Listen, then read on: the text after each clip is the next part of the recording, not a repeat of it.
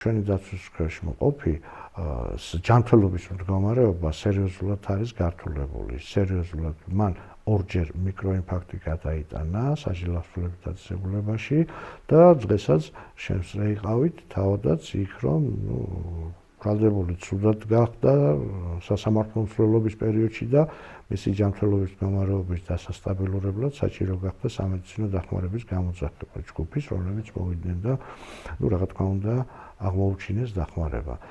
აი თუნდაც ეს გარემოება იმისთვის, რომ შეცვლოდა აღკვეთის ღონისძიება პატიმრობა, შედარებით ნაკლებად მკაცრი სახის აღკვეთის ღონისძიება გირაოთი. უდანაშაულოდ თვლის თავს და მის უდანაშაულობას ამყარებს თუნდაც ჩვენს მიერ ჩატარებული ორი ექსპერტიზის დასკვნა. ორი კერძო ექსპერტის მიერ გაცემული დასკვნა, სადაც ცალსახად დგინდება რომ ავტოსაგზაო შემთხვევა განპირობებული გახდათ მიკროავტობუსის მძღოლის დაუდევარი ქმედების გამო.